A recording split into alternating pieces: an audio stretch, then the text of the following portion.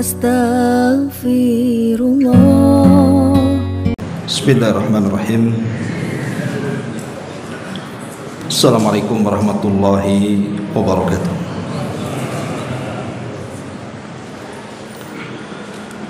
Alhamdulillah wassalatu wassalamu ala Rasulillah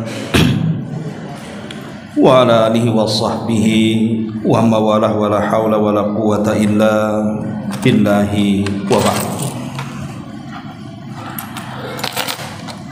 Alhamdulillah, di malam hari ini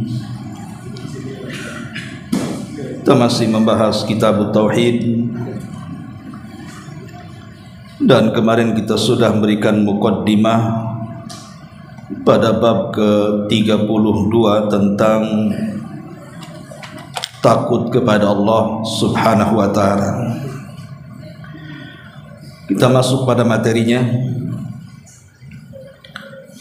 Di sini pengarang menyebutkan beberapa ayat dalam Al-Quran.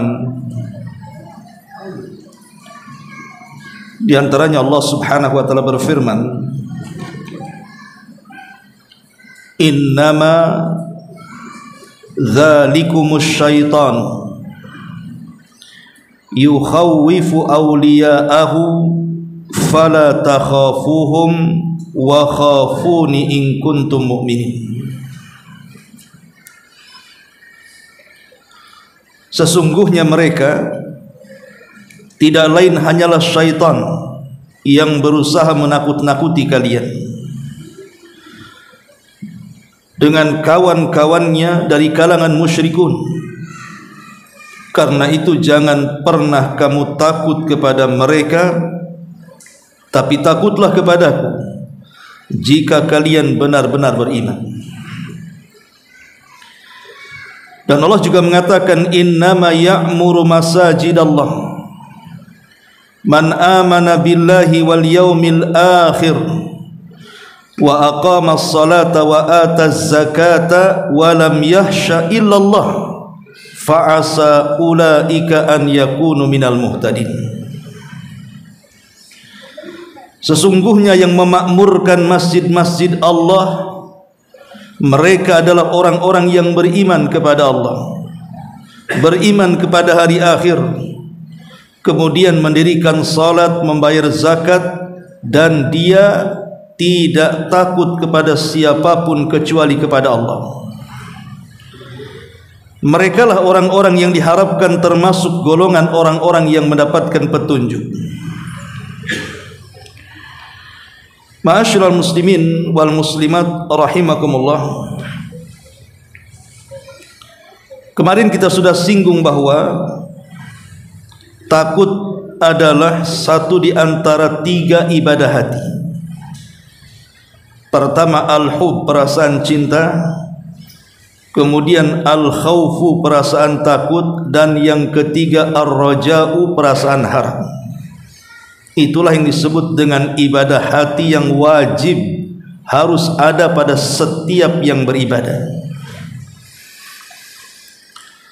Nah, di sini Allah Subhanahu wa taala berfirman tentang surah Al-Imran ayat 175. Sebenarnya surah Al-Imran ayat 75 ini sebelumnya bicara tentang kekalahan kaum muslimin di Badar, kekalahan kaum muslimin di perang Uhud. Dan itulah kenyataan yang dihadapi para sahabat Nabi sallallahu alaihi wasallam. Wa tilkal ayyamu nudawiluha bainan nas. Yang namanya hari itu harus diputar-putar Allah Subhanahu wa taala. Terkadang menang di Badar dan terkadang kalah di Uhud. Bahkan dalam perang Uhud ini Nabi SAW sampai diisukan meninggal dunia. Padahal yang meninggal dunia bukan Nabi, tetapi Mus'ab ibn Umair. Karena perawakan Mus'ab dengan Nabi, kalau sudah memakai baju besi keduanya, hampir tidak bisa dibedakan mana Nabi, mana Mus'ab. Sehingga ketika Mus'ab ibn Umair terbunuh di perang Uhud, maka orang-orang menyangka bahwa itu adalah Nabi, maka diisukanlah tentang kematian Nabi SAW. Ini pula yang menjadikan para sahabat sebagian mereka lari. Tetapi setelah Nabi SAW diketahui belum meninggal, maka sebagian mereka kemudian kembali dan berusaha menyelamatkan Nabi SAW, walaupun berakhir tetap dengan kekalahan. Maka kaum muslimin mundur sampai ke sebuah tempat namanya Hamra'ul Asad. Di Hamra'ul Asad inilah kaum muslimin kemudian beristirahat. Lah dari pihak musuh yang ketika itu dipimpin oleh Abi Sufyan Ibn Harb, dan belum masuk Islam ketika itu, karena Abi Sufyan masuk Islam setelah Fathu Mekah. Dimendengar Nabi SAW belum meninggal, maka dia pun kemudian hendak mempersiapkan pasukan yang jauh lebih besar dibandingkan pasukan yang dipimpin dia di Uhud. Kemudian dia pun mengirim 1 atau 2 atau 3 orang untuk memberitahu kepada Nabi SAW yang ketika itu berada di Hamra al-Asad bahwa akan datang pasukan yang jauh lebih besar dibandingkan pasukan yang dihadapi di Uhud. Maka tersebarlah berita ini bahwa orang-orang kafir Quraisy akan menyerbu Madinah karena kesempatan mereka sudah kalah di Uhud. Lah berita ini menggemparkan akhirnya. Tetapi Nabi SAW memberikan contoh kepada para sahabatnya dengan tantangan itu.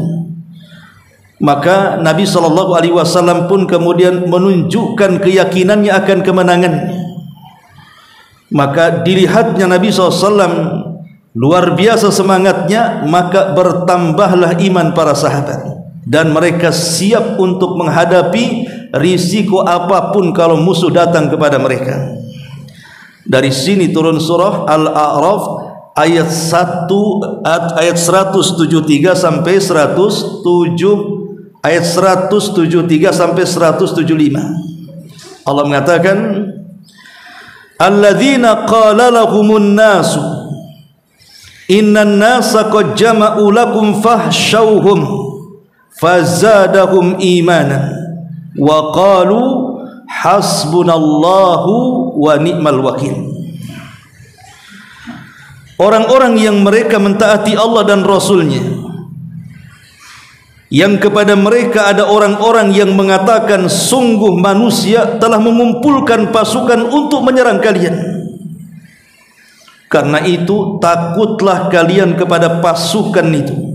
Ditakut-takuti dengan pasukan Quraisy, para sahabat ini. Jadi sini Allah Subhanahu wa taala mengatakan sungguh manusia telah mengumpulkan pasukan untuk menyerang kalian. Karena itu takutlah kepada mereka. Maka perkataan itu menambah keimanan para sahabat. Lantas mereka pun menjawab, cukuplah Allah menjadi penolong kami dan Allah adalah sebaik-baik pelindung kami. Ucapan ini bukan ucapan biasa, ikhwan.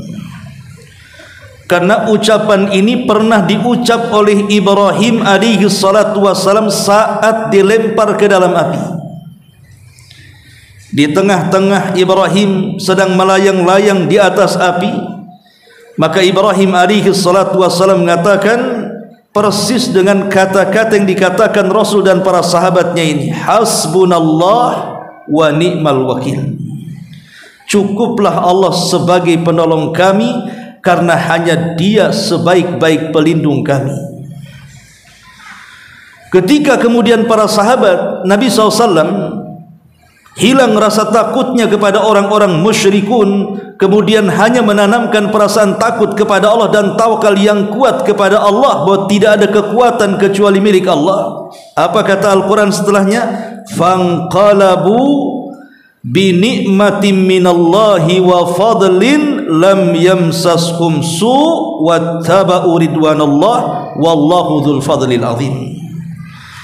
Maka mereka kembali dengan nikmat dan karunia yang besar dari Allah. Rupanya pasukan yang ditakut-takutkan itu tak datang. Hanya berita hoax saja, hanya sekedar menakut-nakuti saja. Mereka tidak mendapatkan bencana apapun, kata Allah. Mereka mengikuti keridhaan Allah, dan Allah mempunyai karunia yang sangat besar. Dari sini Allah katakan, innama dzalikumus syaitanu yukhawwifu awliya'a fala takhafuhum wa khafuni in kuntum mu'minin. Sungguh mereka itu tidak lain hanyalah setan yang menakut-nakuti kamu, merasa banyak pasukannya, banyak persenjataannya, kekuatannya, dan begitu seterusnya, dengan kawan-kawannya dari kalangan musyrikun. Karena itu Allah katakan, jangan takut kepada mereka, tapi takutlah kepadaku jika kalian betul-betul beriman kepada Allah Azza wa Jalla. Inilah asbab nuzul daripada ayat ini. Ma'asyiral muslimin wal muslimat rahimani wa rahimakumullah.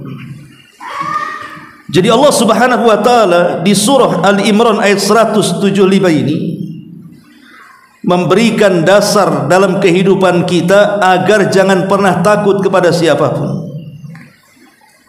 Kalau Allah Subhanahu wa taala bersama kita, maka tidak ada zat yang paling baik melindungi kita melebihi Allah Subhanahu wa taala. Makanya para sahabat ketika rasa takut kemudian menghinggap di hati-hati mereka, tidak ada daya dan kekuatan kecuali milik Allah, maka sudah tidak memiliki takut lagi mereka. Mau datang berapa pasukan dengan kekuatan besar pun silahkan datang. Itulah kekuatan tauhid namanya. Ma'asyiral muslimin yang dimuliakan Allah Subhanahu wa taala, syaitan memang sudah berjanji untuk menyesatkan kita. Salah satu bentuk bagaimana syaitan itu menyesatkan kita adalah dengan cara menakut-nakuti kita, ataupun dengan cara memberikan was-was kepada kita. Dan kalau kita cerita tentang was-was ini ikhwatu fiddin adalah senjata yang luar biasa. Setan itu sudah sering saya katakan, dia tidak pernah mendorong dengan fisik kita untuk terjerumus kepada maksiat, atau menarik tangan kita, ayo berzina, ayo judi, ayo khamr. Enggak. Setan tidak pernah mendorong atau menarik badan kita. Setan itu cukup memberikan was-was saja dalam hati. Sana berzina enak, sana minum khamr enak, sana judi nanti kau kaya. Hanya itu saja. Itulah senjata setan. Dia ngasih was-was saja. Tetapi was-was itu yang menjadikan abuna bapak kita Adam alaihi salatu wassalam terkeluarkan dari sorga. Kedahsyatan was-was daripada syaitan.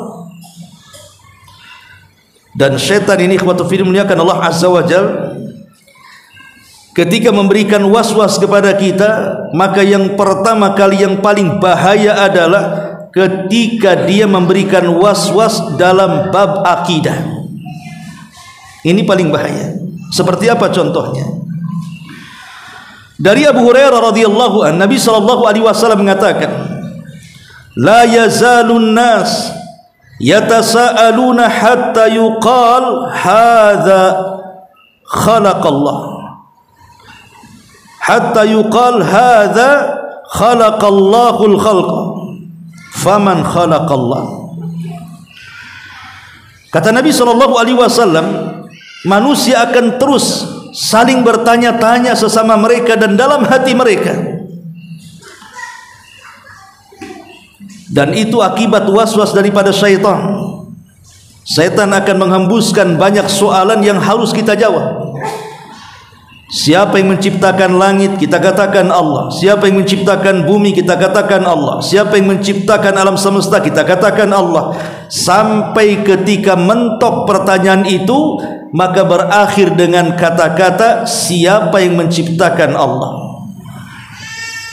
Kalau sudah sampai kepada was-was seperti ini, siapa yang menciptakan Allah Subhanahu wa taala, maka kata Nabi sallallahu alaihi wasallam, falyaqul amantu billah, maka katakan aku beriman kepada Allah Subhanahu wa taala. Inilah yang paling bahaya. Kalau umpamanya setan memberikan waswas kepada kita sampai mempertanyakan siapa yang menciptakan Allah, maka segeralah istighfar dan mengatakan amantu billah, aku beriman kepada Allah Azza wa Jalla. Masalahnya, ada orang yang mengatakan bahwa kita boleh menanamkan waswas atau keraguan-raguan dalam hati tentang Allah Subhanahu wa taala. Contohnya adalah Nabi Ibrahim, katanya. Nabi Ibrahim pernah berkata dalam Quran surah Al-Baqarah 260 itu, wa idz qala Ibrahimu kaifa tuhyil mauta. Ketika Nabi Ibrahim alaihi salatu wassalam, dia mengatakan kepada Allah, ya Rabb, arini kaifa tuhyil mauta, arini, tunjukkan kepadaku bagaimana engkau menghidupkan orang mati. Lihat, Ibrahim seolah-olah memiliki keraguan kepada Allah. Allah tidak sanggup menghidupkan orang mati, sampai dia meminta bukti, arini kaifa tuhyil mauta, tunjukkan kepadaku macam mana Allah, ya Rabb, engkau mampu menghidupkan dari kematian. Maka sebagian orang mengatakan, lihat, Ibrahim saja ragu-ragu sampai minta bukti kepada Allah Subhanahu wa taala, katanya. Maka kita katakan Nabi Ibrahim itu tidak ragu, karena dia tidak mengatakan kepada Allah, ya Allah, apakah engkau sanggup menciptakan orang mati? Kan Ibrahim tidak mengatakan seperti itu. Dia hanya mengatakan, arini, bisa enggak kau tunjukkan, aku yakin kau sanggup untuk menghidupkan yang mati, tapi bisa enggak kau tunjukkan? Itu bukan keraguan. Ma'asyiral muslimin yang dimuliakan Allah Subhanahu wa taala. Makanya dari sini para ulama mengatakan, tafakkaru fi khalqillahi wa la tatafakkaru fi dzatillah. Sebaiknya pikirkan ciptaan-ciptaan Allah sajalah, jangan pernah memikirkan tentang zat Allah. Nanti akan banyak was-was di situ. Karena setan itu akan menakut-nakuti kita dengan jalur was-was lah yang paling besar, menanamkan was-was dalam akidah. Kalau memang tidak bisa, maka akan turun tuh. Maka setan akan menakut-nakuti kita dengan menyebarkan was-was dengan cara apa? Dengan cara meletakkan was-was pada ibadah kita. Masuk dalam toharoh, masuk dalam salat. Sampai ada orang yang was-was dalam wudu itu, kalau dia wudu habis tuh satu bak mandi itu airnya, nggak selesai-selesai karena was-was. Ya.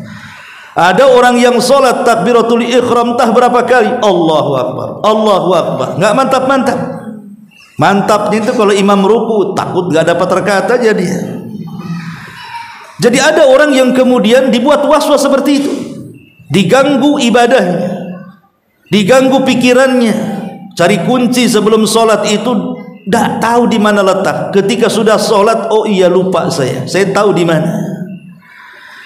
Jadi dia akan berusaha tuh, atau membuat bunyi-bunyi di perut supaya seolah-olah kita mengeluarkan angin. Makanya Rasul mengatakan, la yang sarif hatta yasma'a sautan aw yajida rihan. Jangan berpaling dari sholat sampai kau mendapatkan bunyinya ataupun mendapatkan baunya. Nah, ini setan akan berusaha ke situ. Bahkan kalau tidak bisa dari segi ibadah, masuk pula ke bab ibadah muamalah lainnya. Seperti orang hendak bersedekah, maka setan akan mengatakan sebagaimana Allah firmankan, ya'idukumul faqra wa ya'murukum bil fahsya. Setan akan memberikan was-was ke telinga kita, jangan sedekah nanti kau fakir.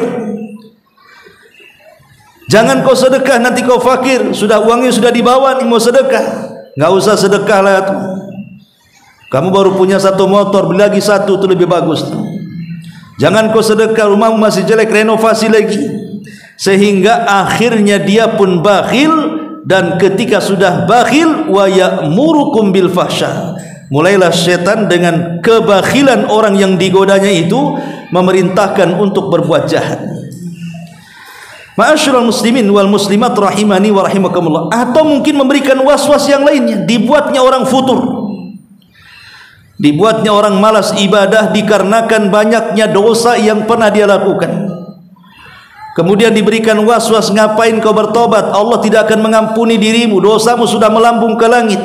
Akhirnya dia kunut min rahmatillah, putus asa dari rahmat Allah subhanahu wa ta'ala. Padahal Allah mengatakan la taqnatu min rahmatillah, innallaha yaghfiru dzunuba jami'a. Jangan putus asa dari rahmat Allah, karena Allah itu mengampuni dosa semuanya. Selama kita datang kepada Allah dan bertobat dengan taubatan nasuha, seberapa besar dosa kita tetap akan diampuni. Itu hanya was-was setan saja, supaya kita kunut, supaya kita putus asa. Dan putus asa itu lebih besar dosanya dibandingkan dosa itu sendiri. Pamannya orang berzina, orang minum khamar, orang membunuh dan begitu seterusnya, kemudian dia putus asa untuk bertobat. Lah putus asa lebih berat dosanya dibandingkan judinya, zinahnya, membunuhnya dan maksiat-maksiat yang lainnya. Kenapa? Karena putus asa dari rahmat Allah itu menghalangi dia bertobat kepada Allah azza wa jalla. Atau terkadang setan itu memberikan was-was dengan qalaq, memikirkan perkara-perkara yang belum terjadi, sudah stres tuh. Macam mana nasib dia, macam mana nasib keluarganya, macam mana nasib anak-anaknya. Terus dia dipikirkan seperti itu. Atau mungkin diingatkan dengan perkara-perkara kesedihan yang sudah lampau. Mengingat hartanya, dulu dia pernah menjadi orang kaya kemudian miskin. Dulu dia pernah menjadi orang yang berpangkat, berjabat, kemudian turun dari pangkat dan jabatannya, menjadi orang yang memiliki orang-orang yang dicintai yang sudah meninggalkannya. Akhirnya dibuatlah sedih, dibuatlah stres. Itu semua adalah syaitan yang sedang menakut-nakuti kita, ikhwan, lewat jalur was-was itu. Ya. Makanya kita penting kemudian mengenal tentang madakhil asyayatin, madakhil syaitan, tempat-tempat di mana setan itu masuk kepada kita. Karena setan itu ikhwatu fiddin, umur mereka lebih panjang dibandingkan kita.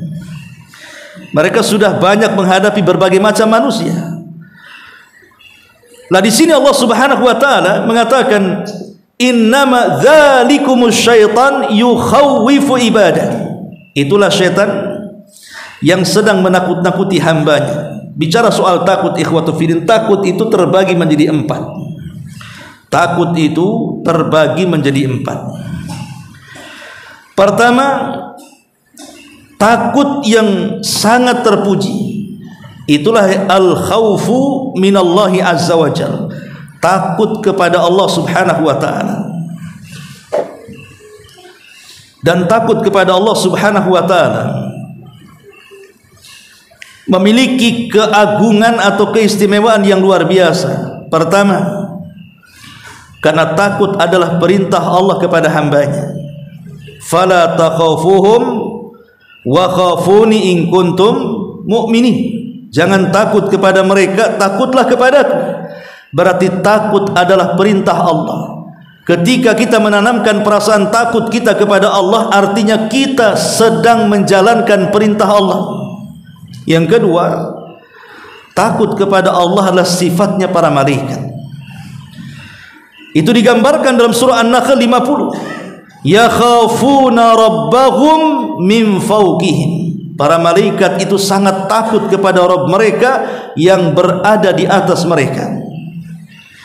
Bahkan nanti pada hari kiamat, saking takutnya para malaikat kepada Allah subhanahu wa ta'ala, jangan-jangan selama bertugas sebelum kiamat dibangkitkan atau selama bertugas di alam semesta ini, ada yang kurang. Karena ketakutannya mereka menghadap Allah subhanahu wa ta'ala dan mengatakan, Ya Rabb, wahai Rabb, ma abadnaka haqqa ibadati, subhanaka ma abadnaka haqqa ibadati. Maha suci engkau ya Rabb, boleh jadi kami belum bisa menyembah dirimu dengan sebenar-benar penyembahan, kata. Saking takutnya para malaikat, mereka mengatakan seperti itu. Subhanaka, maha suci engkau ya Rabb, ma'abadnaka haqqa ibadati, kami belum bisa menyembahmu ya Rabb dengan sebenar-benar penyembahan.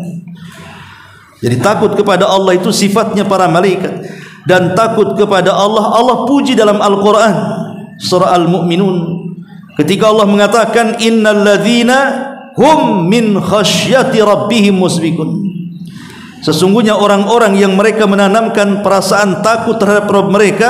Di ujung ayat Allah mengatakan ulaika yusari'una fil khairat wa hum laha sabiqun, mereka adalah orang yang berlomba-lomba dalam kebaikan dan mereka termasuk orang-orang yang memenangkan perlombaan itu.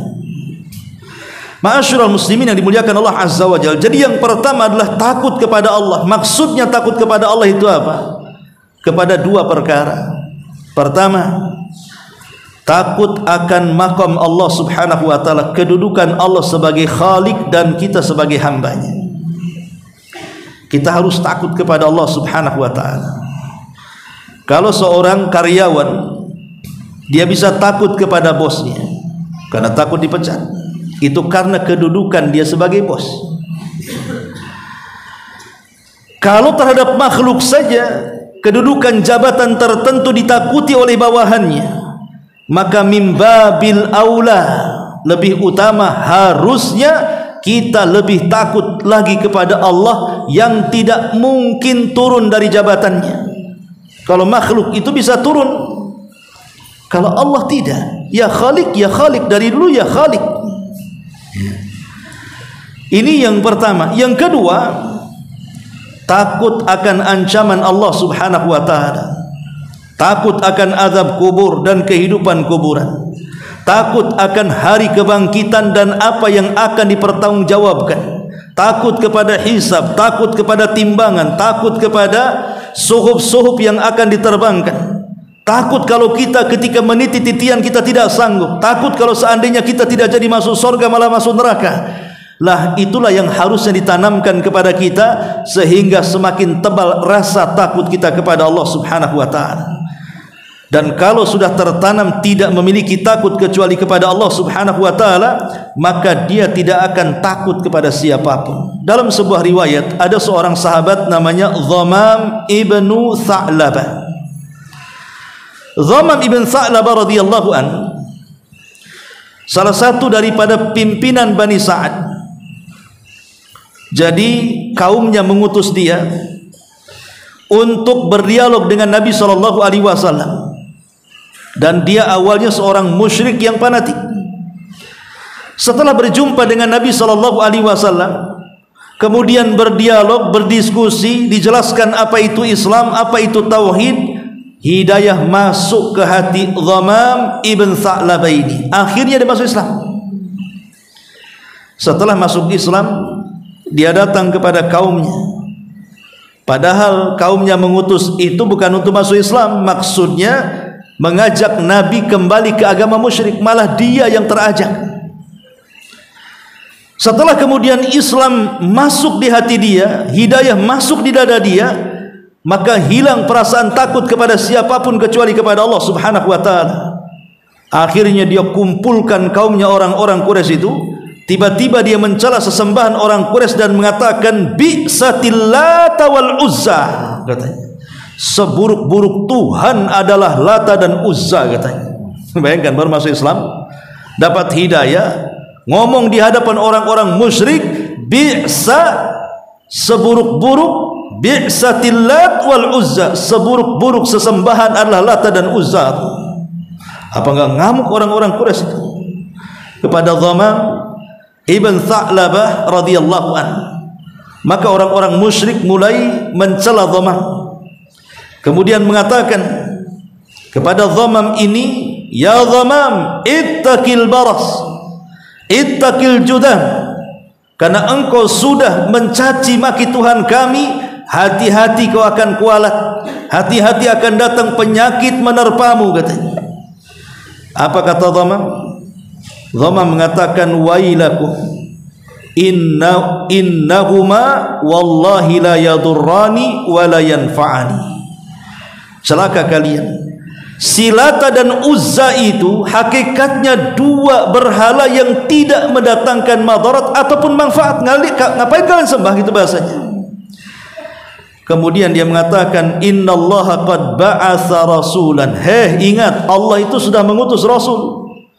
Wa anzala alaihi kitaban, sudah menurunkan padanya kitab. Astangkidzukum bihi mimma kuntum fi. Aku datang kepada kalian hanya ingin menolong kalian saja. Akhirnya orang-orang musyrik geram dan berusaha untuk mengeroyok Dhamam ibn Tha'labah. Itulah perasaan takut kalau sudah menempel di hati seseorang, maka tidak akan ada yang ditakuti oleh dia siapapun kecuali Allah Subhanahu wa taala. Ma'asyiral muslimin rahimakumullah, dan kita tahu bahwa takut itu sebuah ibadah. Takut itu sebuah ibadah yang mempengaruhi iman seseorang. Ingat, takut itu sebuah ibadah yang mempengaruhi keimanan seseorang bertambah dan tidaknya. Maksudnya, ketika iman seseorang bertambah itu karena takutnya bertambah. Ketika iman itu berkurang dikarenakan takut ia kepada Allah berkurang. Jadi kalau takut kita kepada Allah Subhanahu wa taala naik, maka iman secara sendirinya akan naik. Tapi kalau rasa takut kita kepada Allah menurun, maka dengan sendirinya iman itu akan turun, karena iman itu yazidu wa yanqus. Dia bisa bertambah dan bisa berkurang. Dan yang bisa menjadikan rasa takut itu semakin melambung sehingga menjadikan iman juga melambung, itu dikarenakan ilmu agama yang dalam. Semakin dalam ilmu agamanya, semakin tinggi takutnya. Semakin tinggi takutnya, semakin bertambah imannya. Semakin bodoh orang mempelajari agama karena tidak mau menyentuh agama, maka semakin kurang takutnya kepada Allah. Ketika kurang takutnya kepada Allah, maka iman pun akan kurang padanya. Makanya Allah mengatakan innama yahsyallah min ibadihil ulama. Innama yahsyallah min ibadihil ulama. Orang-orang yang takut kepada Allah itu merekalah para ulama. Kata para ulama, yang dimaksud khasya yahsya itu beda dengan khafa yakhafu. Kalau khafa yakhafu takut, ya takut saja. Tapi kalau khasya yahsya, khasyatan maknanya takut yang diiringi dengan ilmu pengetahuan. Bahasa Arabnya sudah berbeda. Kalau orang itu belajar agama kemudian melahirkan perasaan takut, dalam bahasa Arab disebut khasyah namanya. Tapi kalau takut saja tidak beralasan, itulah disebut khauf namanya. Makanya di sini ikhwatufidin, khasyah ini adalah tingkatan takut yang paling tinggi karena diiringi dengan keimanan, dan takut sendiri adalah bagian daripada tauhid. Kalau seandainya takut ini yang letaknya di dada-dada kita sampai diberikan kepada selain Allah Subhanahu wa taala, maka takut berubah dari tauhid menjadi kesyirikan, dan tidak main-main kesyirikannya. Bukan syirkul asghar, tetapi syirkul akbar, syirik besar. Memalingkan perasaan takut kepada selain Allah Subhanahu wa taala, seperti takut kepada jin, takut kepada iblis, takut kepada syaitan, takut kepada kuburan para wali, atau takut kepada yang lain yang tidak beralasan. Ini bisa mengeluarkan manusia dari keislaman, ikhwatu fiddin. Maka yang pertama al-khaufu minallah, takut kepada Allah. Yang kedua al-khaufu syirki, takut yang menjerumuskan pelakunya ke dalam kesyirikan. Di dalam kitab Ushulul Tsalatsa,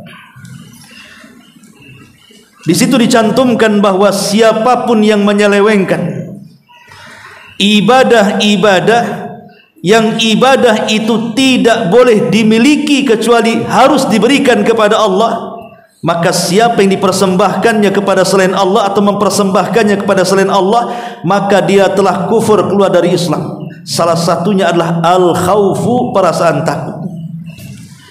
Jadi takut itu ibadah, jangan diberikan kepada selain Allah Subhanahu wa taala. Contoh umpamanya, ada orang ziarah kubur ke makam para wali. Kita tahu bahwa makam para wali itu kan terkadang sebagiannya kan dihias, entah dengan kain putih yang diputar-putar, entah dengan apa, pokoknya nampak masuk itu tuh rasanya takut orang itu. Akhirnya ada sebagian mereka karena rasa takutnya kepada kuburan wali itu, sampai ketika pergi dari kuburan itu saja tidak berani membelakangi itu, harus mundur, udah jauh, baru belakang.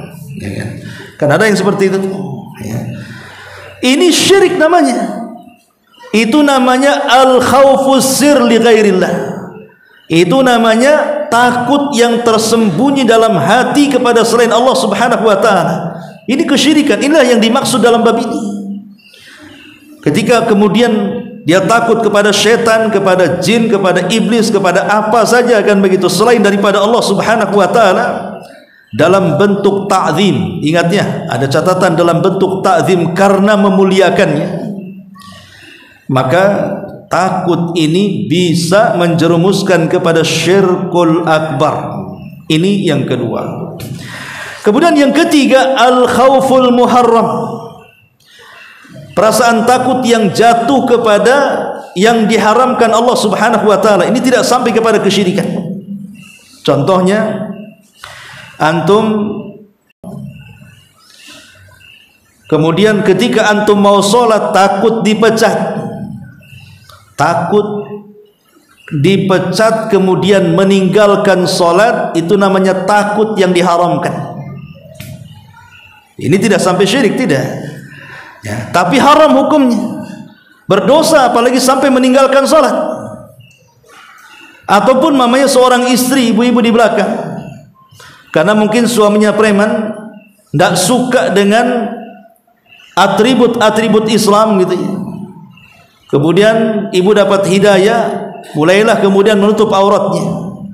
Suami tidak suka, kemudian mengancam, kalau kau tak buka auratmu, gak usah pakai jilbab, maka kalau engkau nurut, kau akan tetap menjadi istriku. Kalau tak nurut, pergi kau nyah dariku, ku ceraikan kamu.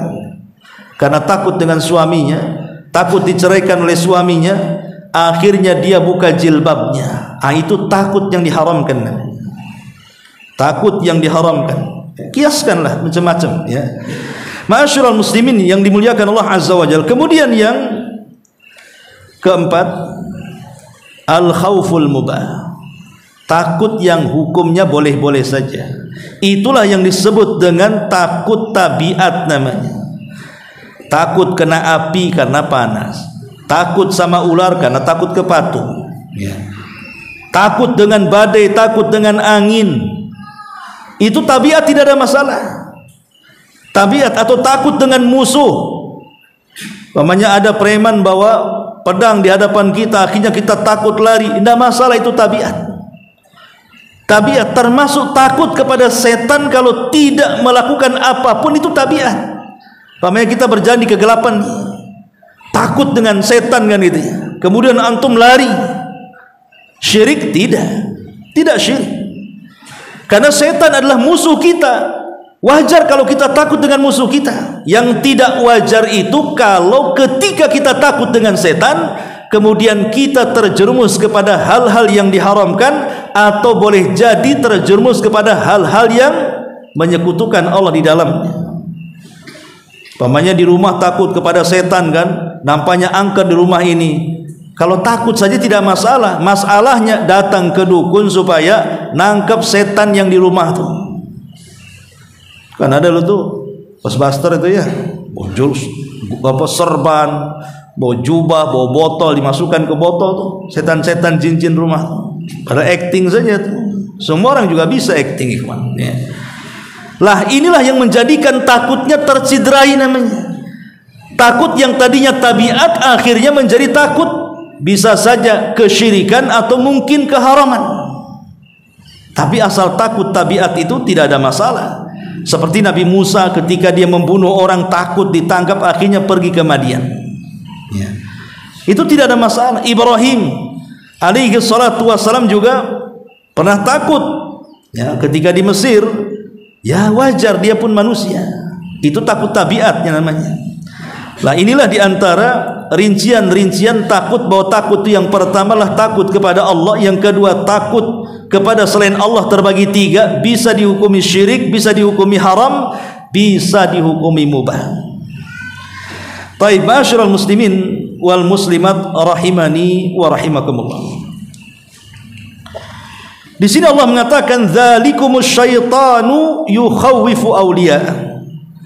Sesungguhnya mereka tidak lain hanyalah setan yang menakut-nakuti kalian. Pernah saya sampaikan kemarin di khutbah Jumat sini, bahwa di antara janji daripada janji setan di hadapan Allah Subhanahu wa taala akan menyesatkan Bani Adam itu dari 4 arah angin.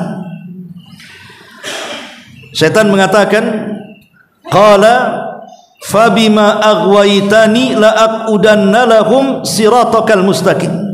Ya Rabb, karena engkau sudah menyesatkan aku. Ini su'ul adabnya setan nih.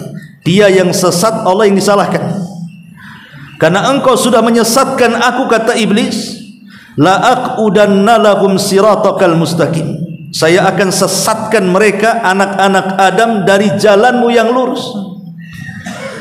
Kemudian iblis mengatakan, thumma la'atiyannahum min baini aydihim wa min khalfihim wa an aymanihim wa an syama'ilihim wa la tajidu aktsarahum syakirin.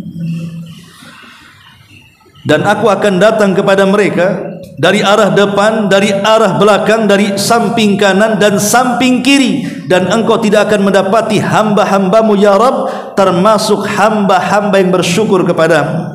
Surah Al-A'raf ayat 16. Ulama tafsir mengatakan seperti Abdullah ibn Abbas radhiyallahu anhuma, bahwa yang dimaksud dari arah depan adalah manusia itu akan dilupakan dengan akhiratnya. Lupa bahwa setelah kematian ada azab kubur, lupa bahwa setelah kematian ada kebangkitan, lupa bahwa setelah kematian itu ada perhitungan, ada mizan, ada timbangan, dan macam-macamnya, ada surga dan neraka. Itu dilupakan itu. Jadi mereka akan datang kepada kita memberikan was-was supaya melupakan akhirat kita, seolah-olah setelah kematian itu tidak akan terjadi apa-apa. Kalau mereka gagal, maka mereka mulai datang ke belakang arah kita. Kata Abdullah ibn Abbas, maksudnya dari arah belakang itu setan akan menanamkan kepada kita hubbud dunya, kecintaan kita kepada dunia. Karena nanti dengan sendirinya ketika setan sudah menguasai bahwa kita dicintakan dengan dunia, secara otomatis dilupakan dengan akhiratnya. Tidak perlu kemudian dikasih was-was bahwa tidak ada azab kubur, tidak ada kebangkitan, tidak ada surga, tidak ada neraka. Tidak perlu, karena sudah tidak bisa digoda. Maka dia dengan cara lain datang kepada kita, ditanamkan kecintaan kita kepada agama, kecintaan kita kepada dunia. Nih kalau orang sudah cinta dengan dunia, konsekuensinya apa? Karahiyatul maut, pasti dibencikan kematian. Makanya 2 penyakit yang disebut penyakit lemah atau bahasa Arabnya al-wahn, kata Nabi SAW, hubbud dunya wa karahiyatul maut. Cintakan dulu dengan dunia orang ini, dengan sendirinya pasti dia benci dengan kematiannya. Secara otomatis pasti dilupakan dengan akhiratnya. Kalau tidak bisa juga dari sisi ini, maka setan akan mengambil sisi sebelah kanan. Kata Abdullah ibn Abbas radhiyallahu anhu mengatakan sisi sebelah kanan itu maksudnya akan berusaha menggoda kita, membatalkan setiap amal kebaikan kita. Tapi menurut Sufyan Ats-Tsauri rahimahullah ta'ala mengatakan maksudnya menanamkan syubhat kepada hati kita. Pokoknya setiap mau melakukan kebaikan, maka setan akan menakut-nakuti seperti dalam ayat ini. Orang ini mau sedekah, jangan sedekah. Mau sholat jangan sholat, mau ngaji jangan ngaji. Kalau dia tidak bisa mencegah, jangan sholat malah sholat, jangan sedekah malah sedekah, maka setan akan menaikkan tuh. Justru tidak dihalang-halangi lagi ibadahnya, malah didorong-dorong. Ya sudah sana sholat, ya sudah sana sedekah, ya sudah sana haji. Kemudian mulai ditanamkan pada hati kita sifat riya, sifat sum'ah, sifat ujub, takabur, dan begitu seterusnya. Ataupun kata Sufyan Ats-Tsauri, sebelah kiri itu maksudnya ditanamkan syubhat. Syubhat itu artinya ditanamkan kerancuan-kerancuan dalam agama kita, akhirnya menghiasi yang hak nampak batil, yang batil nampak hak. Makanya Allah Subhanahu wa taala berfirman, "Qul hal nunabbiukum bil akhsarina a'mala alladzina dhalla sa'yuhum fil hayatid dunya wa hum yahsabuna annahum yuhsinuna sun'a." Maukah kuhabarkan, kata Allah, manusia yang paling sia-sia amalannya di dunia. Mereka lah orang-orang yang lelah letih melakukan amalan padahal sia-sia, tapi dia menyangka dia masih di atas kebaikan. Seperti orang-orang yang melakukan bid'ah, contohnya melakukan hal-hal yang tidak dicontohkan Nabi SAW, menuduh orang yang menjalankan sunnah sesat, menganggap mereka yang meninggalkan sunnah di atas kebenaran. Itu namanya tazyin minasyaitan. Setan berusaha untuk menghias yang hak itu batil dan batil itu hak. Itu namanya syubhat namanya. Kalau tidak bisa juga jalur sebelah. Assalamualaikum warahmatullahi wabarakatuh.